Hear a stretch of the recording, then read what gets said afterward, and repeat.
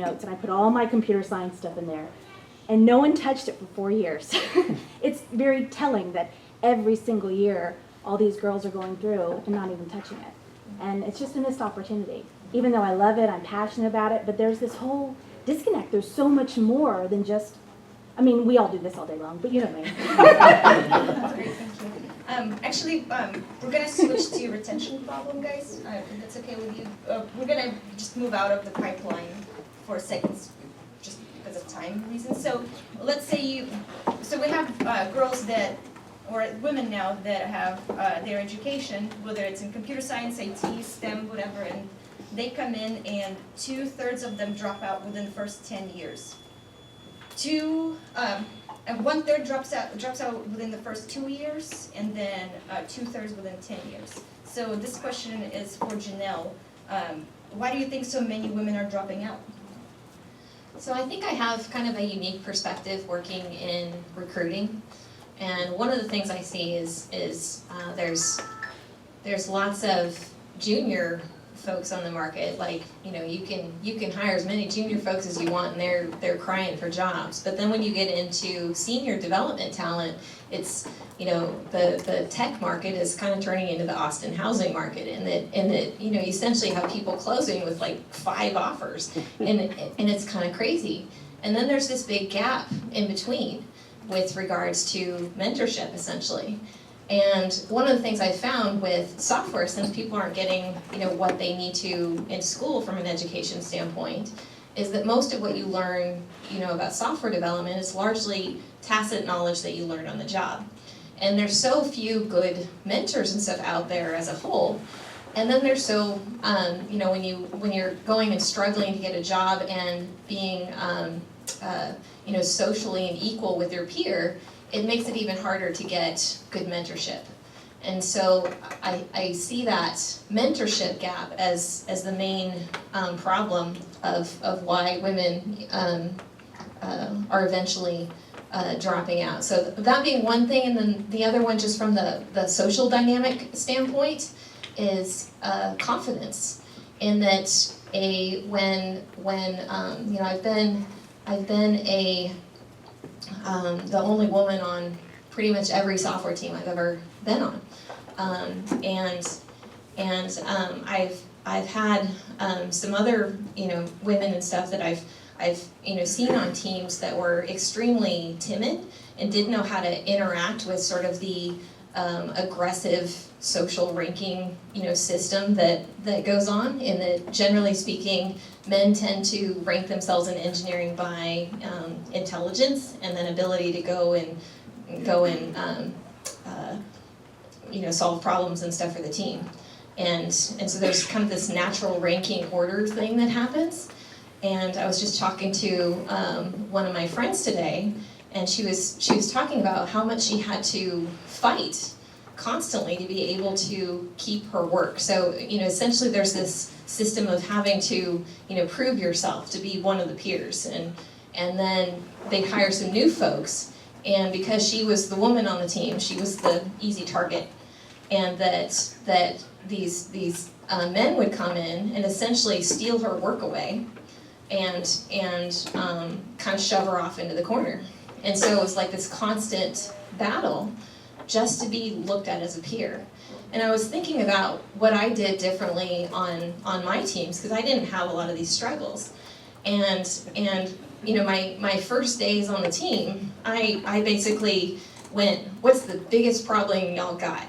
And I went and you know, took these problems that the team had been struggling with for months, and then I went and kicked that problem's ass.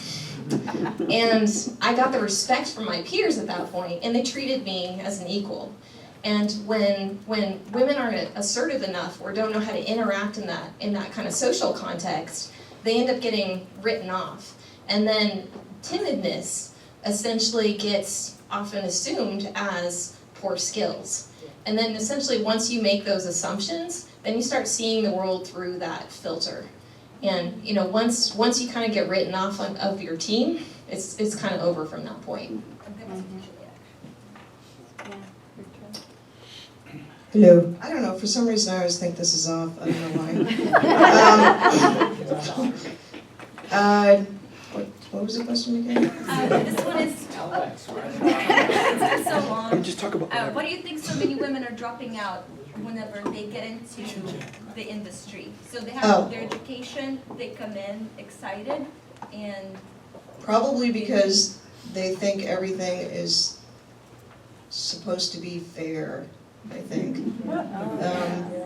Because, and I had this problem, like, you come in and you think people don't lie, and people that sound smart really are smart, and they don't, like, everybody knows what they're talking about but you, and, you know, people really aren't complete jerks, it's just you, and it takes like a long time, like, I don't know, you come in and you believe everybody, and I think I'm really, really glad to be in a position to be able to mentor new developers, both male and female, because it totally shocks me when I see, well, I call them kids, it's probably not very respectful, but,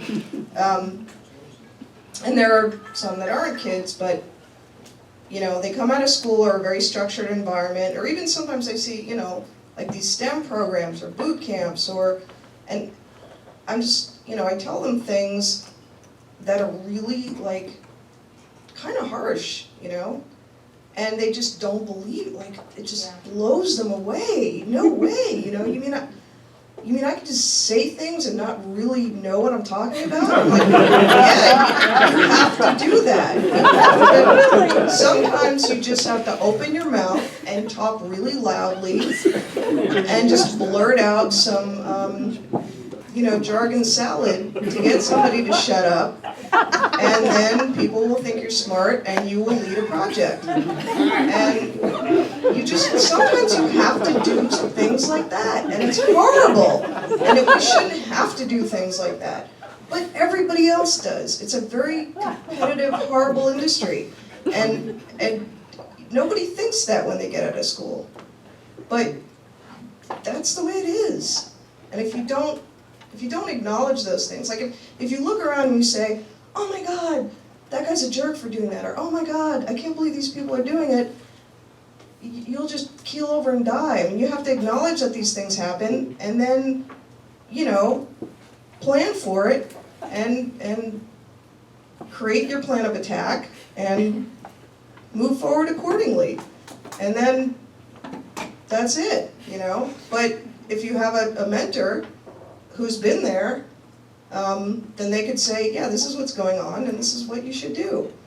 And I think you're right, if we have more people like that, they'll help both men and women, because they're young men too that just have no freaking clue. I mean, they get in there and, oh my God, it's horrible. Anyway, so that's my point. I'm going to ask you a little bit of a different question, guys. So it is now well-known fact that there are few women in development teams, right? So recently, larger companies started publishing that data, and of course, companies like Google and Microsoft and whoever else is left, they have a lot of resources to recruit people, so they focus on diversity. But even then, they bottom out at about 18%. Industry-wide is about 12% of women. So, so it's very likely that you will be the only female developer on the team. So I wanted to ask Chris and Beth about your experiences being, how do you handle being the only woman on the team, and what are some things you would like to bring up to other people? Gosh, I think, you know, I think all of us probably struggle at different times in our lives and in our careers with confidence. I do think, you know, I can relate to your story. I do think, you know, women especially will sit by and not say something because you're not 100% confident you have the answer. And then, you know, somebody sitting next to you, often the male sitting next to you, gives this answer that you were about to give, and you're like, damn, they stole my answer, right? And now they get all the credit because they spoke up. I think I read a great book called Own the Room by Amy Sue, and it's a wonderful book about finding your signature voice. And what I will do sometimes, especially if I'm going into a meeting where I may be the only woman at the table, is remind myself why I'm at that table. Because I earned a seat here, and there's a reason, that there's value that I'm bringing to that group. And so sometimes if I need a little pep talk for myself, just remember why you're at the table. You know, we're all paid to be engineers. Clearly, the companies that we are employed by value our input. And don't be afraid of that. And it's okay to stop for a minute. And sometimes when I'm really struggling, I'll write it down. And you kind of give myself that affirmation. And I think it would work for all of us, right? Remembering your audience and why you're at the table. Well, I had the advantage, I was one of 5 kids and I had 4 brothers, so I started out with survival skills very early. When you sit down at the dinner table, food went in the middle and you had to fight for what was yours. So I guess I'll give some credit to that. And a lot of people who've worked for me go, explains a lot, you have 4 brothers. But there's, in my mind, again, as Chris said, you gotta remember why you're there. What I try to do, communication has been my biggest challenge. There have been times, and still to this day there are times, I'm talking and I'm like looking around the room and it's like, they're thinking, she's talking again, you know. But I have really worked hard I think there's 2 things I've honed in on that have helped me. Maybe my communication wasn't crisp enough, and again, that confidence was seeping through my words. You know, I probably don't know what I'm talking about, but, well, everybody's just tuned you out. Well, I think, or I hope, and even when I'm typing emails, I'm like, okay, watch out for, I call them emotional words, watch out for those words. And I try to be, and I think that's something I work at all the time, try to be fact-oriented, be very concise. And when I've got this much window, when I was at Dreamforce, one guy tweeted this, I said, when I learned early on as an executive, I maybe have a 30-minute meeting, but I have their attention for 5. That first 5 are critical. The rest of it, they're all asleep and they're not paying attention. So you got to really be strategic around your voice and what you're trying to cover in that first 5 minutes. But I think communication and confidence are the key things.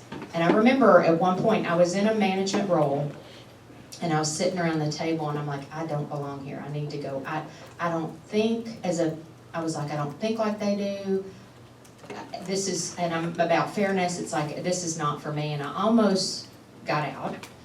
And after having kids, I did, just due to family life balance, I did jump out and say, oh, put me back in development. You know, I can't do this anymore. But I had to learn, again, I had a spot at the table, they valued me, and what I brought to the table was different, it was okay. It was okay.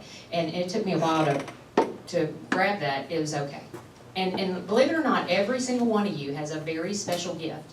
You have to hone in on that. And you say, that's yours. You are bringing to the table that nobody else is. And everybody has it. So I tell people, focus on that and let that be your way to, you know, get you through the situation and be respected. So Actually, that's a great point that you mentioned that whenever you had children, you did briefly change positions. Mm-hmm. So I'm gonna briefly ask you guys, how do your family dynamics play into you staying in the field? And yeah, wait, Julia, yeah. I'm gonna do this again, okay. It's my timer. It's, well, somebody keeps calling. Am I done yet? Okay.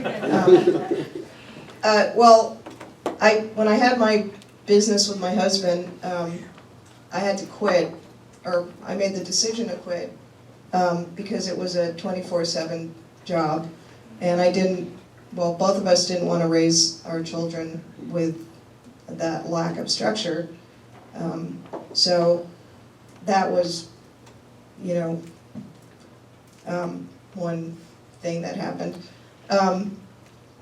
But actually, when I was pregnant and had my first child, that's when we started ramping things down, and we sold off the company. Excuse me. And then during that time, because I was pregnant and I, had our first child, I was taking care of our son. So my husband Mike was doing all the business stuff, and I think for the first year, and I was going crazy, and I could not see myself being a stay-at-home mom. I just couldn't do it. And also during the business, the skills that I developed were more marketable. So we both decided that I should go out and work full-time, and he would stay home. So that's what happened.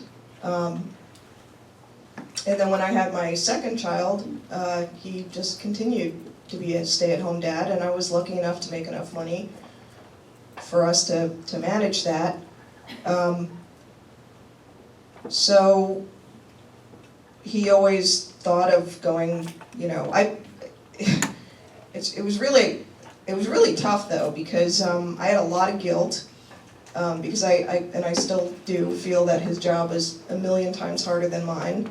And when I go to work, I felt like I was being judged, like I was being looked at as, I don't know, somehow emasculating, or, you know, he was a henpecked husband, or, you know, whatever. And so I would go home and say, you sure you want to do this? I mean, he's cooking, he's cleaning, he's like taking care of the kids, and he's like, you know what, I really don't mind, this is fine, I'm all right, you know? And I just couldn't like grasp that concept. And actually our families gave us a hard time. Like they were treating him like he was a bum or something, and it was really horrible. You know, and he didn't have any like kind of support. There was no like, you know, stay-at-home dads, you know, hangout group, you know, play date thing, you know, and it just, you know, so it really wasn't that easy. I mean, until I guess our family started to see, like, you know, I started to do really well at work and make really good money, and they saw that the kids were doing really well, and Mike just does an awesome job with the house and the kids and everything, and they're like, wow, you guys have it going on, you know, this is really working out. So, you know, and I guess society is getting a little better about that sort of thing, but, you know, when I go to different, you know, things for the kids, I mean, I don't meet anybody that's where the woman works full-time, the dad's a stay-at-home dad. You know, the women go in this corner, and all the men go in that corner, and the men talk about work, and the women talk about all their involvement in school and all the things they do with the kids, and their kids are in like 15 different activities, and I'm like, yeah, okay. Well, anyway, thank you. Actually, I'm gonna ask Beth to answer that one also. You Okay. had some input on that one, I believe. Yeah, so my husband is in high tech too. So I will say, number one, we've had from the very beginning of our marriage just extreme support for each other. So that's number one, having a strong supporter to help with that. But we had to balance, you know, if I'm in, like when I moved to Austin, Vignette was a startup. And so he took a job that wasn't going to be as demanding. So we've had to balance our careers. And then there he went, he got the great idea, let me go get an MBA. Well, y'all know where that goes. So I was carrying the heavy load, and, you know, but it's been a back and forth. But there were, I mean, I'm telling you, I'm not the poster child for keeping it all in balance. There were times where I was a mess. There would be days I would get up and go to Vignette before the kids got up, and I would come home at 8 or 9 o'clock, and it'd be days and days. And I think finally I was like, this is not what I should be doing. So it's a constant struggle that I can't tell you there's any secret sauce. I picked up all those working women magazines I could read, and I'm like, well, I ain't getting from this. You know, job share, woohoo. I'm like, yeah, who's going to do that? Or, but it's coming to grips with, you're not going to be the perfect mother, you're not going to be the perfect wife, you're not going to be the perfect employee. You're going to be the best you can be in all three dimensions. So it's keeping the balance, which I've not done a good job of, as I confess.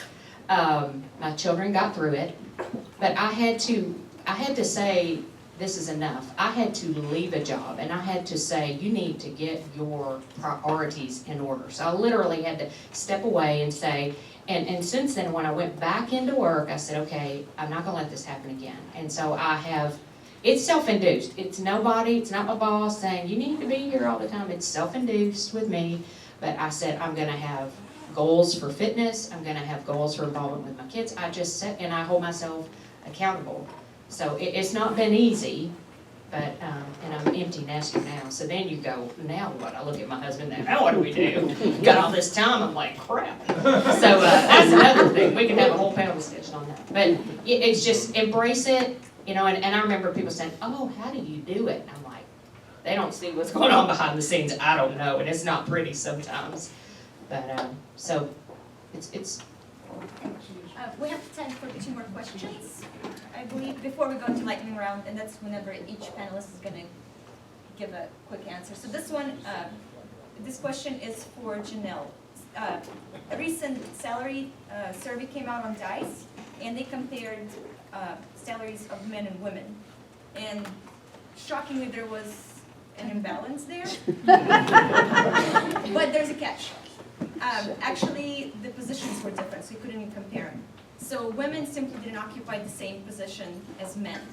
They both had the same satisfaction rating for their careers, but they were just not reaching the same levels. So this question is for you. Why do you think so few women occupy senior engineer and architect level positions?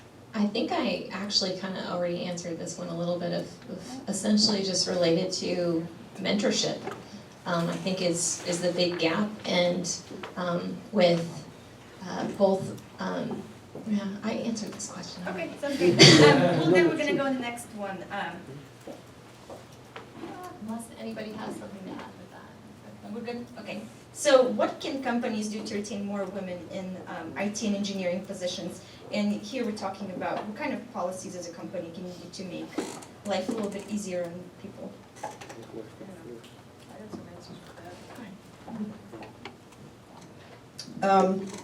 There's a couple of issues that women run into that I think could probably, there's some policies that could be put in place to help. One is what happens in conference rooms. Women, there have been articles written on this, is women tend to be interrupted more by men and by women. So having sort of a almost corporate culture or policy of nobody interrupting anybody else, or being very conscious of that, would be one thing that would be helpful. I think having, there's been discussion of trying to make sure that development teams have at least 2 women on them, because that changes the dynamic of the team, is another good thing. I got a chance to talk to, there was an issue on Stack Overflow that I actually got a chance to talk to the director and one of the managers of the moderators and about kind of sensitivity. And one of the suggestions I had, which I found very useful, was to sort of train others on how the other half lives, is to adopt a female persona online. I actually recommended the moderators do this, and to go in and sort of see, and I told some women to do this too, is to adopt a persona of the opposite sex, and see how you feel doing that, and then see what your experiences are, and just because really technology is probably one of the only places you could do that without severe changes to your person or life. I think that would be a really good exercise, just on a corporate level, that wouldn't seem too punitive or I think I've had people do it and they, well, wow, that's really interesting, and I didn't realize I'd feel that way, or I didn't realize that I'd run into these experiences, and it's helped a lot. So anyway, I just thought that would be something interesting.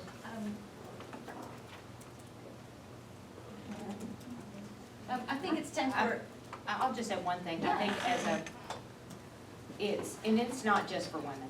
I think you've got to look at males and females, and I try to be very flexible on their schedule. Let's be results oriented, but, you know, you got kids you need to pick up, it's all of those things, being flexible due to this position, but that's both male and female, and, you know, helping people balance their life, their family, and their work. I think those are good policies, just to make sure there's flexibility there, that you're accommodating. And again, I've never had an issue with this, people get their work done. We focus on what the result is, or if you need to come in at this time, leave at this time to avoid traffic, get the kids, and then come on, it's all good. I think that's one of the things I was gonna add real quick to what you were saying earlier. That's super important, but our part of this, to own our piece of accountability in this process, is to share your goals with your boss and set expectations. You know, even as an executive, you know, I work for the CEO, I tell the CEO, look, Friday night at 5 until Sunday at noon, that's really my family time, so unless the system's down, don't call, right? At noon on Sunday, I will start to ramp things back up. And if you're clearly with those expectations, and then when you get the call on Saturday, you know it's real, right? And so share your goals and your expectations with your boss. Oh, I just have one really quick thing to add. Performance reviews. There's been a real problem with women getting performance reviews that are very focused on sort of targeted negative behavior versus actual kind of metrics based on their productivity, where they're getting, you know, feedback, you know, oh, they're aggressive or they're difficult to work with, whereas men tend to get on their performance reviews, you know, it's less based on personality or behavior and more based on their performance and their productivity. So I think if companies could really be cognizant of that and make sure that on a high level that these performance reviews are reviewed themselves, and try to, you know, maybe look for some warning signs of these types of biases. All right, guys, now the fun part. We have the lightning round. So the rules are, try to limit your answer to, I was gonna say one sentence, but it's really gonna be two, or just keep it short. So if you're trying to get into technology, and maybe that's some advice our audience can pass along, what advice would you give to women who want to get into technology?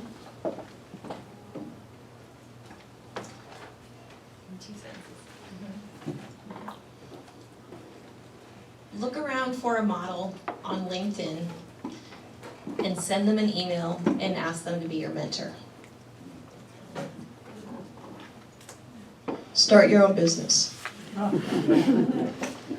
Be a little fearless, try some things.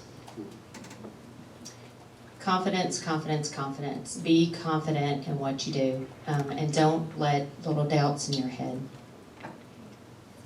Amazing.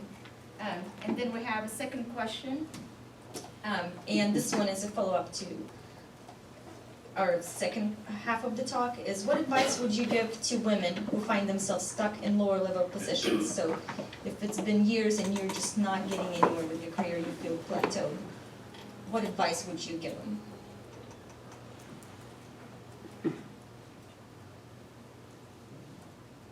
Man, I'm gonna pass for now. If you can, leave. I think you have to address it. Raise your hand, volunteer for something else. You know, before you get to, that may be the answer, but raise your hand. So this is coming from personal experience. Be clear with your goals. What do you want? Assess the environment. Can you get there? And if not, leave. I thought of something. So be more aggressive about taking the problem that you want to solve instead of waiting for somebody to give it to you. Great advice, guys. That's been wonderful, thank you. And the last question for our panelists is, what can we do as a community to change these patterns? So this is the what's next question. So, spending a lot of time doing consulting work, I've spent a lot of time banging my head against the wall and raging against the machine, if you will. And I find that it's really easy to get caught up in how the system works today and trying to change it when we ought to be working smarter, not harder. And as I got more into kind of human problems and business stuff, and I found that my design skills from software were generally applicable to human systems problems. And I was like, this is kind of cool. Like, they talk about fifth discipline and, you know, systems design stuff, and that a lot of these problems, if you look at what's going on at a system level, that you can fix the problem by redesigning the system. And so as I was working on my book and trying to figure out how to drive what's now turning into kind of a data-driven learning framework, I've also been looking at how do you change these system patterns, but rather than trying to fix existing organizations, I was looking at how can we, you know, redesign the systems of the world to create something new, because we spend a lot of time complaining about, oh, our education system's broken. Isn't this awful that this is broken? And then, you know, we go and try and evangelize and make something happen, and it's like, you know, throwing pebbles at this big monster, and nothing really happens. But, you know, we feel better because we're throwing lots of pebbles. And I think we need to, you know, work smarter and not harder and take a different approach. So what I'm doing is this fall, I'm going to be launching effectively a school called Open Mastery, and essentially, since I work in recruiting and I've, you know, learned from that I can essentially monetize relationships and talent, and we have this massive talent shortage, then I'm like, hey, if we like create more talent, that then, you know, we can get recruiting fees off of that.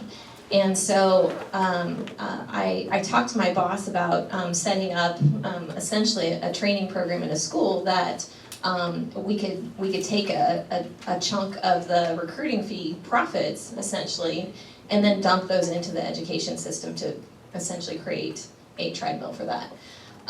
So I'm working on taking the learning framework and tools and building a full-scale mentorship program that's focused on the mastery side, so people that are like at that mid-level and trying to get those senior craftsmanship level skills, and being able to bring those people up to the next level.